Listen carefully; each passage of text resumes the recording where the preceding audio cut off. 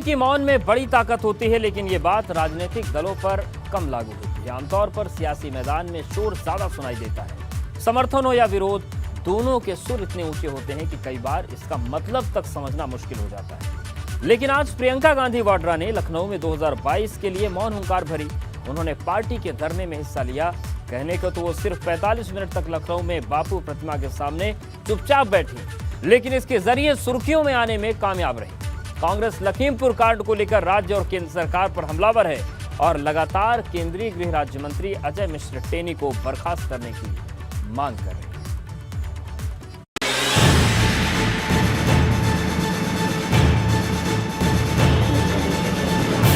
प्रियंका की मौन हुंकार, लखीमपुर की लड़ाई लखनऊ तक आई। बापू की मूर्ति के आगे गांधी गिरी। लखनऊ में प्रियंका गांधी का 45 मिनट का ये मौन व्रत उनकी गांधीगिरी का एक्सटेंशन है। दलित बस्ती में झाड़ू लगाने की तस्वीरों के बाद अब प्रियंका की गांधीगिरी की ये नई तस्वीर सुर्खियों में है। बापू की मूर्ति के आगे कांग्रेस कार्यकर्ता पार्टी का झंडा लहरा रहे थे। यहीं पर बैठी थी प्रियंका गांधी वाड्रा।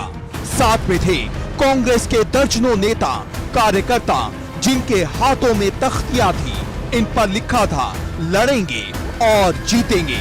इन तख्तियों पर लिखी थी लखीमपुर कांड को लेकर केंद्रीय गृह राज्य मंत्री अजय मिश्रा टेनी को बर्खास्त करने की मांग।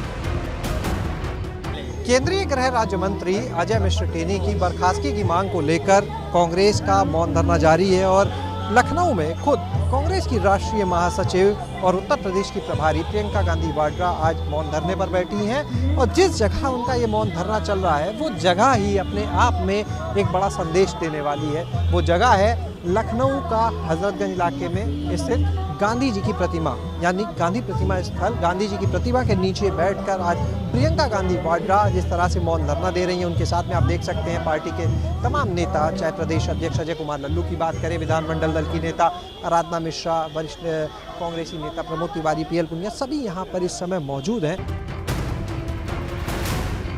दोपहर करीब 12 बजे शुरू हुए इस प्रदर्शन में प्रियंका बाद में शामिल हुई और 40 मिनट तक मौन धरने पर बैठी।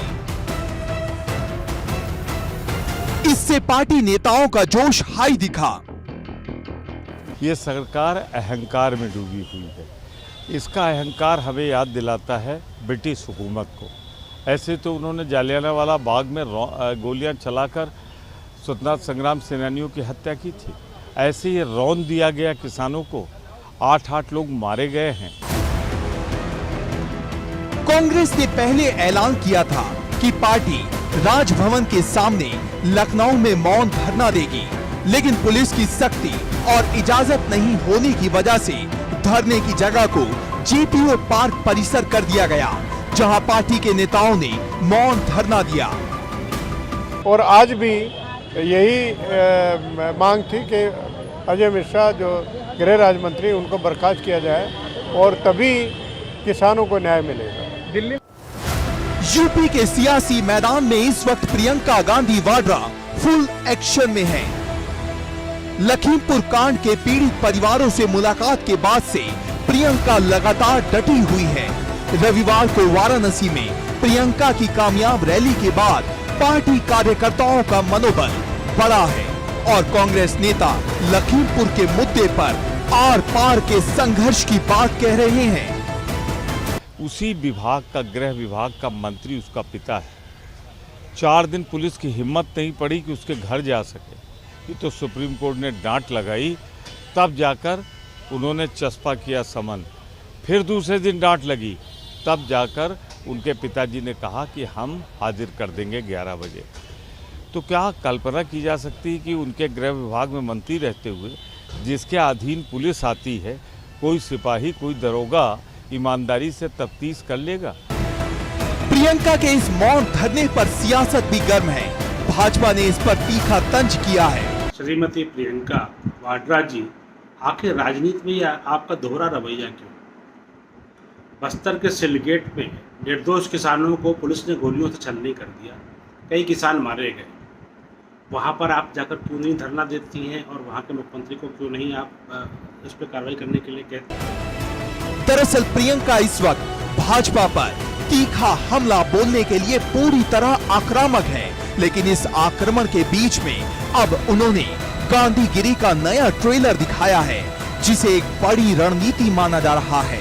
इस पर भाजपा की पैनी नजर है। इन्हीं के द्वारा किसान भाइयों पर अन्याय किया गया, इन्हीं कांग्रेस की सरकारों में, और चाहे देश में कांग्रेस की सरकार रही हो या अन्य राज्यों में रही हो, तमाम किसान भाई आत्महत्या करने पर मजबूर हो जाते थे। लाखों लाख किसान भाइयों ने आत्महत्याएं की हैं। और आज पंजाब से हमारे किसान भाइयों के साथ साथ जो सिख भाई हैं, उनकी सहानुभूति और उनकी हमदर्दी लेने के लिए वहां के मुख्यमंत्री को लेकर आई हैं।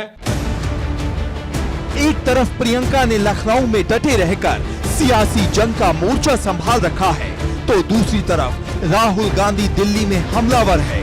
उन्होंने भाजपा पर हमला बोलते हुए ट्वीट किया कि इस मंत्री को बर्खास्त न करके भाजपा न्याय की प्रक्रिया में बाधा डाल रही है। केंद्र सरकार ना तो किसानों की परवाह करती है, ना ही हत्या के शिकार भाजपा कार्यकर्ताओं की। प्रियंका ने लखीमपुर से शुरुआत कर वाराणसी और फिर लखनऊ तक जो नया सियासी अंदाज दिखाया है, उसको लेकर कई तरह की अटकलें लगाई जा रही है। प्रियंका ने जिस तरह वाराणसी में काशी विश्वनाथ मंदिर में पूजा की और जगह जगह बार बार नवरात्र और शक्ति पूजा का हवाला दिया, उसे कांग्रेस के नरम हिंदुत्व दांव का नया अध्याय माना जा रहा है। अब गांधीगिरी ने कांग्रेस की चुनावी रणनीति को लेकर सस्पेंस बढ़ा दिया है। एबीपी गंगा के लिए लखनऊ से शैलेश अरोड़ा की रिपोर्ट।